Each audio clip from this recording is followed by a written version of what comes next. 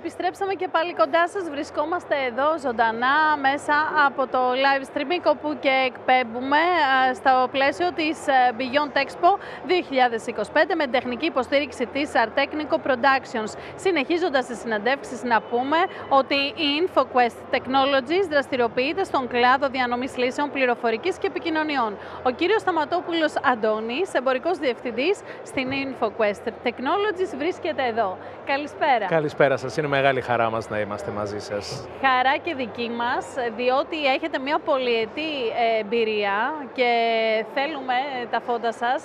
Θέλουμε να μας πείτε πώς έχετε καταφέρει και διαρκώς παραμένετε πολύ ψηλά στις λύσεις που προσφέρετε στους πελάτες σας και φυσικά έχοντας επιλέξει την Beyond να συμμετέχετε αν είναι η πρώτη σας χρονιά, αν έχετε ξανασυμμετάσχει και πώς είναι η μέχρι τώρα εμπειρία σας εδώ. Πολλές ερωτήσεις, ας τις πάρουμε μία-μία.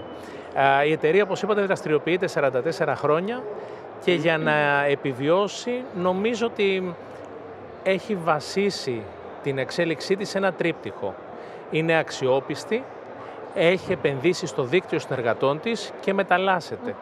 Έχει βρει λοιπόν ένα τρόπο να μπορεί ευέλικτα από διανομέας απλών προϊόντων πληροφορικής να εξελιχθεί σε ένα διανομέα προστιθέμενης αξίας με έμφαση στο κομμάτι λύσεων. Άρα ακουμπάει πλέον όλη την enterprise αγορά, τόσο στο hardware όσο και στο software και στις λύσεις cloud. Τη Beyond τη στηρίζουμε εμφατικά από την πρώτη της έκδοση, προτετραετία στη Θεσσαλονίκη, άρα 3 χρόνια συμμετέχουμε είτε ως εκθέτες είτε ως επισκέπτες στα περίπτερα στη Βόρειο Ελλάδα και είναι μεγάλη μας χαρά φέτος να συμμετέχουμε μαζί με την HP Inc. και τη Microsoft με το δικό μας περίπτερο στην Αθήνα.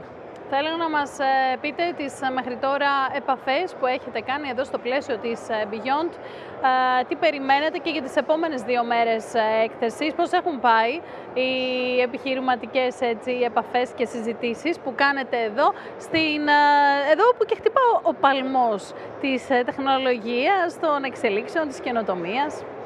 Ο λόγος που κάθομαι είναι επειδή όλη την ημέρα ήμασταν όρθιοι σε συναντήσεις με συνεργάτες. Η πρώτη μέρα σήμερα, Παρασκευή, είχε περισσότερο one-to-one συναντήσεις με μέλη του δικτύου μας ή με εταιρείες πληροφορικής που θα μπορούσαν μελλοντικά να αποτελέσουν συνεργάτες μας σε διαφορετικά προϊόντικά προφίλ και βλέποντας διαφορετικά τμήματα της αγοράς. Εκτιμούμε ότι τις επόμενες 2 μέρες θα δούμε και τελικούς πελάτες, θα δούμε περισσότερες εταιρείες που μπορούν να χρησιμοποιήσουν τις υπηρεσίες αυτές μαζί με το δίκτυο συνεργατών μας, όπως επίσης να δούμε και κατασκευαστές με τους οποίους είτε έχουμε συνεργασία είτε προτιθέμεθα να αποκτήσουμε συνεργασία το προσεχές διάστημα. Ποια είναι η επόμενη, πώς σας βρίσκει η επόμενη μέρα του ψηφιακού μετασχηματισμού, της τεχνητής νοημοσύνης και όλων αυτών των τεχνολογιών με τις οποίες η αλήθεια είναι βομβαρδιζόμαστε καθημερινά. Είναι πολλές, είναι χρήσιμες, είναι σημαντικές. Πώς τις ενσωματώνετε στην λειτουργία σας και πώς προχωράτε, πού εσείς εστιάζετε κυρίως? Εκτιμώ ότι βιώνουμε μια ενδιαφέρουσα, θα έλεγα, περίοδο, χωρίς να δίνω θετική ή αρνητική χρειά στον όρο ενδιαφέρουσα. Βλέπουμε πολλές αλλαγές, βιώνουμε ένα πολιτικό και κοινωνικό περιβάλλον ιδιαίτερα ευμετάβλητο. Η τεχνητή νοημοσύνη είτε τη χρησιμοποιούμε ως marketing όρο, είτε στην ουσία την χρησιμοποιούμε στην καθημερινότητά μας, έχει μπει στη ζωή μας. Άρα πρέπει να την ακολουθήσουμε, συνοδεύεται όμως και από ένα μεγάλο πακέτο υποχρεώσεων που κυρίως έχουν να κάνουν με compliance και ασφάλεια. Το μεγαλύτερό μας, η μεγαλύτερη μας εστίαση αυτή την περίοδο είναι στη διασφάλιση ενός περιβάλλοντος που θα επιτρέψει να αξιοποιήσουμε τα πλεονεκτήματα του AI αποφεύγοντας τους κινδύνους του. Οπότε εκεί εστιάζεται κιόλας, έτσι. Είναι ένας από τους πυλώνες στους οποίους εστιάζουμε. Άρα θα έλεγε κανείς είναι το κομμάτι του AI στο σύνολό του, είναι το κομμάτι του security, δεδομένου ότι αυτά είναι αλληλένδετα μεταξύ τους, είναι το κομμάτι του compliance, όπως είπαμε έρχεται ο κανονισμός NIS 2, το Network Information Security νούμερο 2.